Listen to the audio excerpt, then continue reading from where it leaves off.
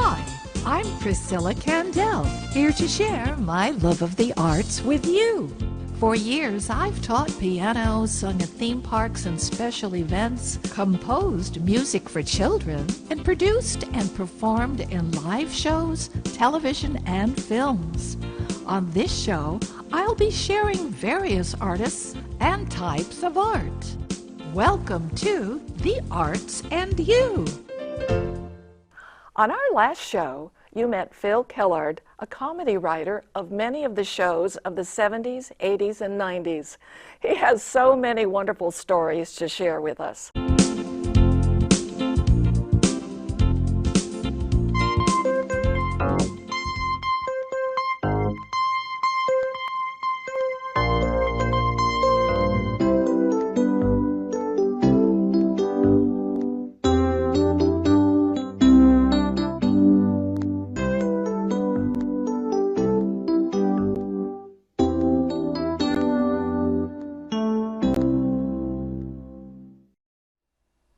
Now that show was very popular, and he was just a kid actor. What was he like? Oh, he was great. You know, he was 16 playing 16, you know, and Max Casella, who played Vinny, his best friend, was 21, I think, at the time, playing 16, which was great, and he was terrific. It was a great show. You know, I got to work with Stephen Bochco. I had worked with him the years before with John Ritter on Hooperman, which we started doing dramedies. It was kind of the birth of dramedies about that time. Wonder Years, Doogie, Hooperman, Slap Maxwell, Days and Nights of Molly Dodd. You know, those, they didn't know how to categorize us, you know, so we would always be trying to be put up for Emmys, but they didn't have a category for us. And now everything's a dramedy, really. You know, they kind of took that whole thing, but it was great. I know that the network was really happy with the pilot. They didn't like the pilot. So I don't, but Stephen was so popular, you know, Bochco had done Hill Street Blues and all that, and so he was like the 3,000-pound gorilla, you know, he got to do a lot of, you know, they would call us up and say, well, you know, the censors or whatever would say, well, we really have to cut some of these things, and we'd say, well, Stephen would really like to do that. So I was like, you know, we got away with a lot of stuff on those shows. But it was a great show. We dealt with a lot of great things. You know, there was a Humanitas nomination in there and a few other things. But it was one of those. And in fact, we were on Wednesday nights, and we were up against Seinfeld, because Seinfeld was on Wednesday nights at that time, and we were beating it handily in the ratings. And they moved Seinfeld to Thursday night and put it, you know, in that Cosby kind, and then it really took off. Because if you really look at the Seinfeld pilot, it wasn't that good. You know, those first years there. Really? Yeah, I mean, look back at it. It's my opinion too. I'm sure other people have other opinions, but that was it. And then from there, I went on to executive produce and run my own shows. And Well, what are some of your current shows? well, I've kind of moved on. I did some consulting producing stuff on The Inspectors for CBS. I saw that. Yeah. It was on Saturday mornings. Yes, yeah. It was a fun show. Again, it was kind of drama and About humor. the post office. Yes, yes, we got to go. You know, that's a police department. The inspectors, and they're beyond anything. They can go internationally and arrest people. You know, they're no joke. I mean, That was enlightening to know that the police were watching what goes through the post office. Yeah, no, because of all the mail fraud and, you know, all that, anything that goes through, drugs, you know, pornography, anything, they're responsible. I think, you know, way back, Benjamin Franklin kind of started that. Was this your idea? No, it was not my idea. We came in just to kind of, you know, give our... Put the words in. Yeah, put some of the words in and give advice and do some scripts. But yeah, it was a great show. And then, you know, I started doing pilots and moved on to screenplays. I'm doing screenplays now, so, you know. And you're teaching. And I'm teaching. Well, we're going to come back. We want to hear all about your teaching experiences and share with what we can learn. Yeah. Come on back.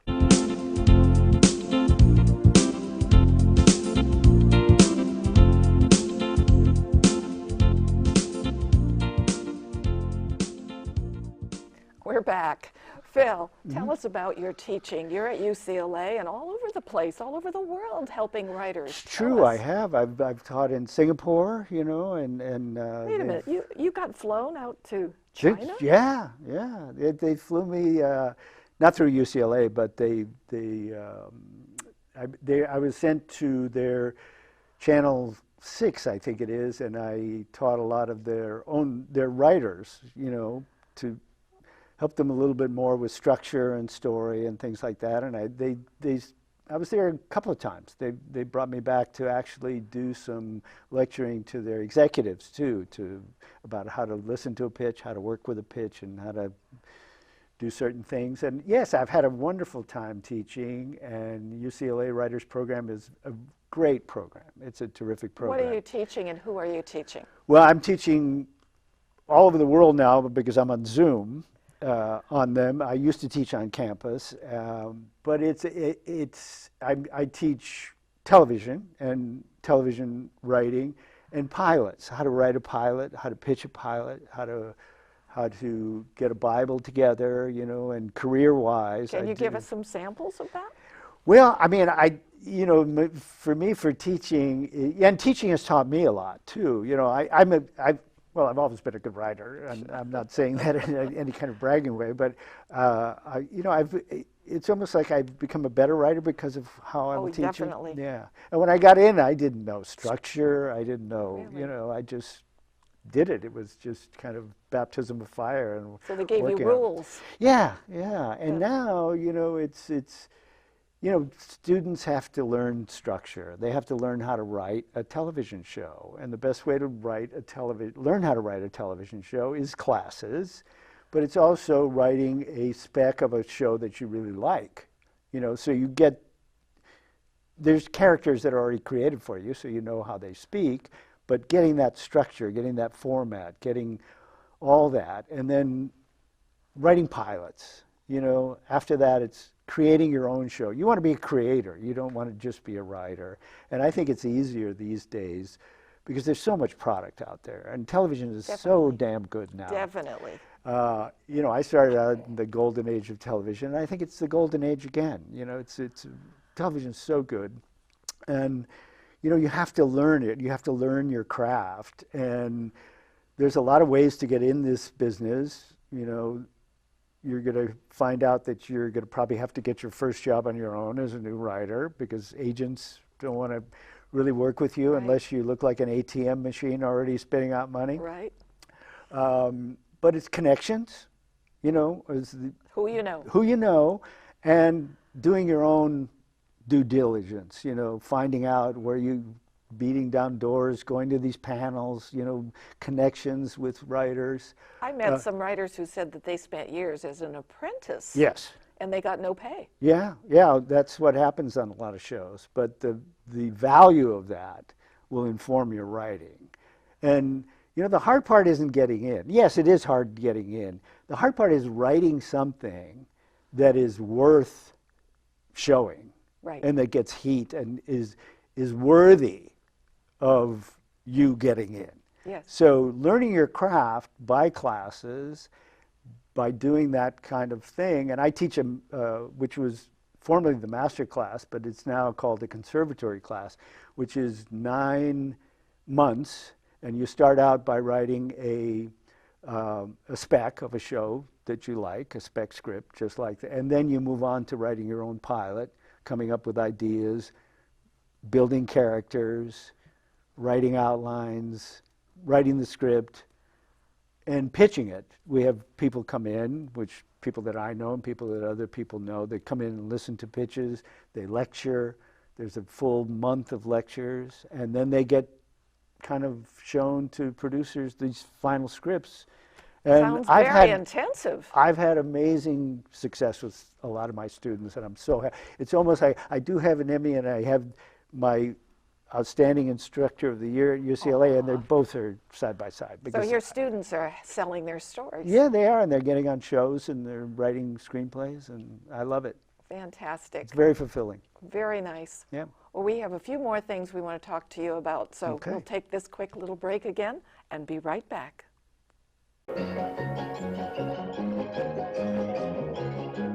Hi, I'm Priscilla Kandel, Director of the American Variety Singers.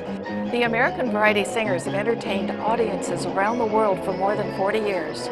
We do solos,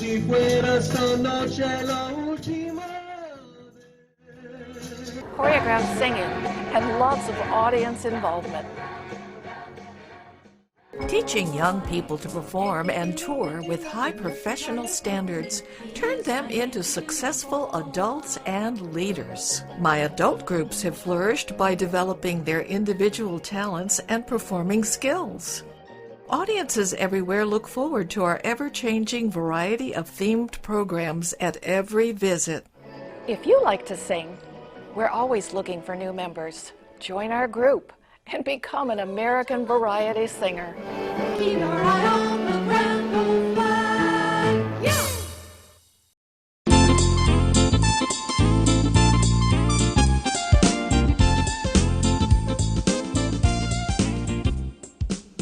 I love hearing all about your creative writing, but the writers were on strike recently.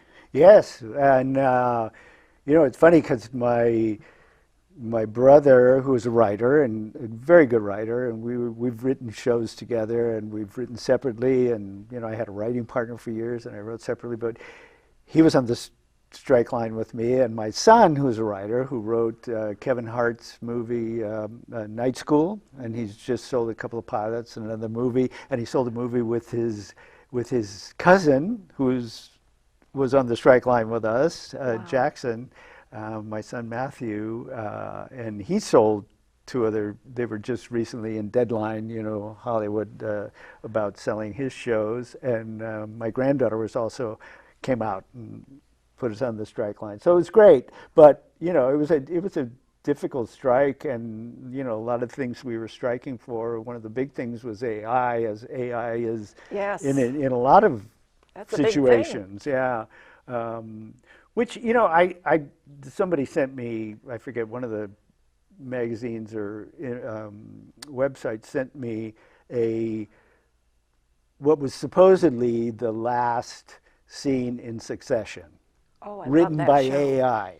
It was. Well, what it was the last episode had not come out yet, but they fed information into AI about the characters and a few things, and said, what is going to be the last scene in Succession? Yeah. And they asked me my opinion, and it was bad. It wasn't good. I mean, they didn't get the nuance, they didn't get the humor, because Succession, as crazy as it was very funny also, and very dramatic, but they didn't get all that. So, but, you give it notes, you put notes into AI, it gets a little better. And then you put more notes in it, and when is it shootable? And that's the problem, because they would want to put. Let's say I'm a creator, and they want to put me in a room with 4 of the writers and break 10 stories for a series, for a season, and do outlines on all those stories, and then let all those 4 writers go, and then have AI write the scripts from those outlines, and put in character information, and then have me fix them, and then. You don't get paid. No, you get paid a certain amount, but not what you should, and those writers get minimum, and so it's a very slippery slope, and I'm glad that it was settled, and I'm so glad that everybody stayed out. What's the final? Well, I don't really know the details of it, but there's some AI concessions there. Definitely with actors too, they've settled that with the AI problem. So. But AI has been on the table even before this strike, and nobody really kind of knew it. Do you think they'll replace the writers? Well, that was the kind of the thing, and making a writer's job just a gig instead of a career. Right. But I've been on, what was it, maybe 6 strikes in my lifetime. This one was pretty important. Yes. Really, they were all important, but yes. This one I think we got a fair shake on everything that we were looking for. So. Well, that's good news. Yeah, and the Writers Guild has been, terrific for so many years, and for me, and health and benefits and all that. It has been terrific. So Well, I you've owe them a mentioned lot. now your new generations I love of it. talent. Tell us about them. I love it. Well, I love, my son being a writer, and all three of my children are fantastic. My daughter came out of college and went into reality television, which was like, reality Which one? television to me. Anything we know? Emily. Yeah, I forget something about this dress, respect the dress or something, and I forget others.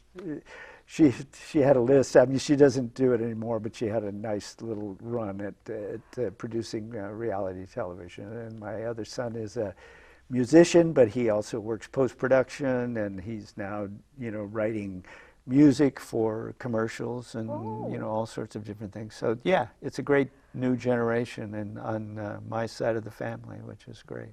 Any actors in there? No, not really, not anymore. I still do it every once in a while. You do? But I do it as favors. I just did something, a pilot reading. I played a character in a pilot reading for an ex-student of mine who, Rena Prato, who's just wrote a terrific script. So she asked me to come down and do it. So I do it for fun, and I have a lot of fun. Stay tuned. There's more coming on the arts and you.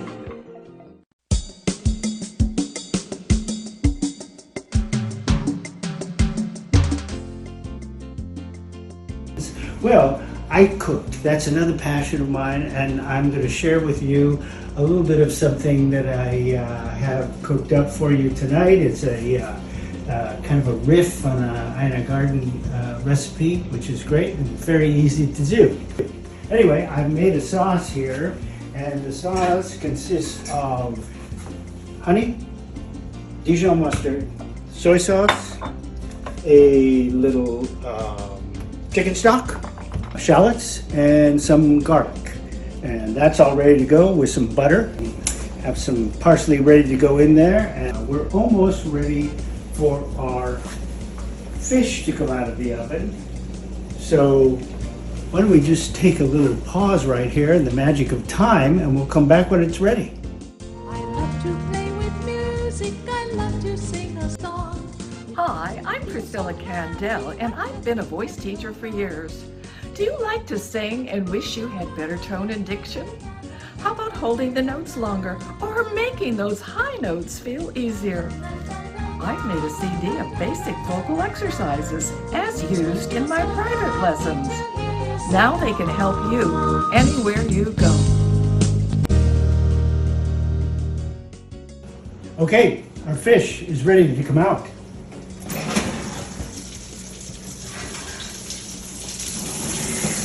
Look at how beautiful that looks, huh? So what you do is you get a couple of nice fillets, Chilean sea bass, salt and pepper,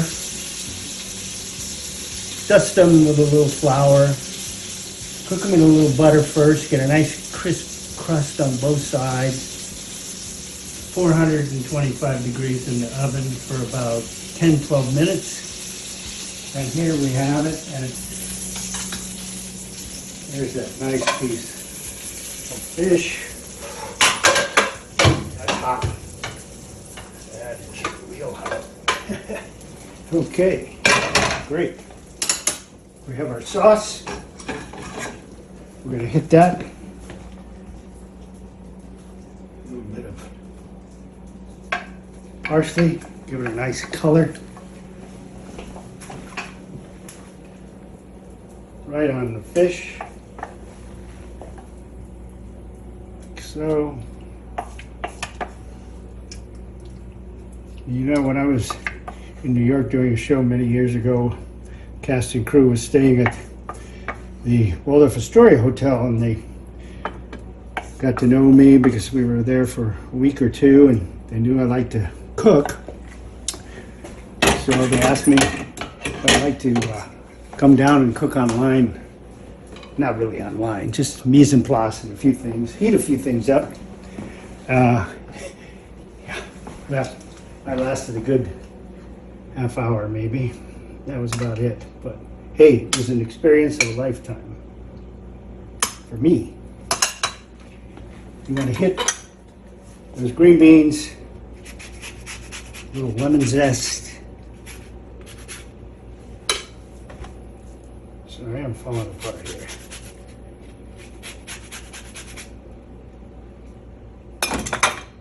All right, excuse me.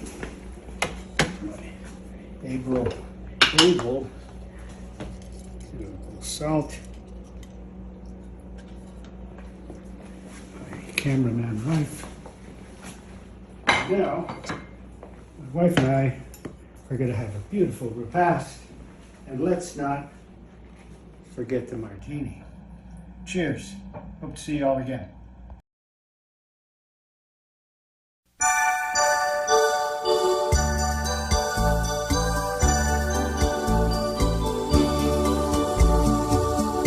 Easter eggs of many colors hiding in the yard.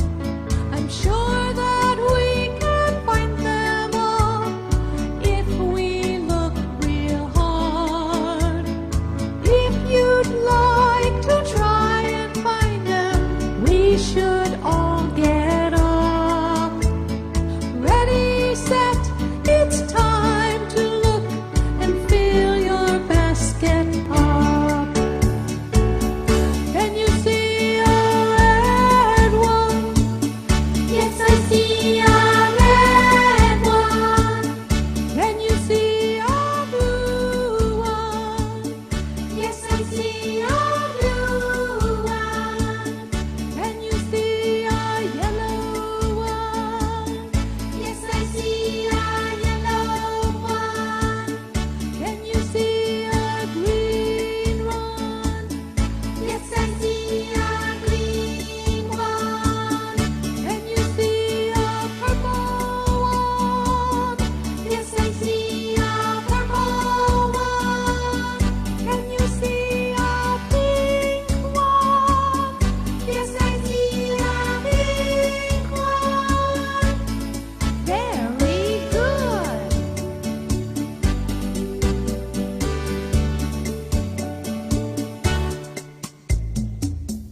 Easter eggs of many colors hiding in the yard.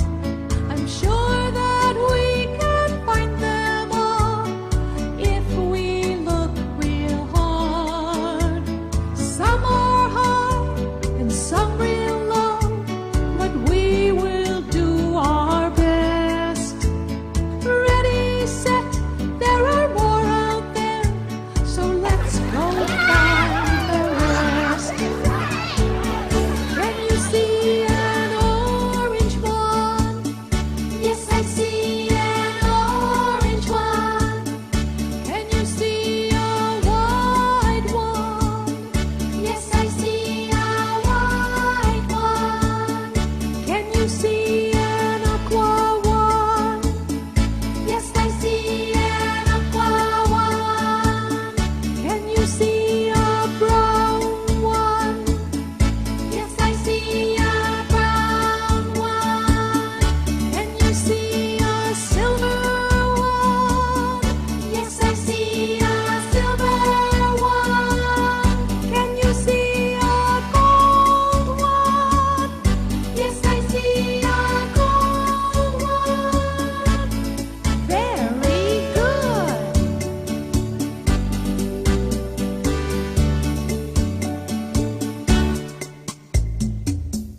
Easter eggs of many colors were hiding in the yard. I'm sure that we have found them all. It wasn't very hard. Having you to help me find them sure was lots of fun. Now we'll see who found the most. Let's count them one by one.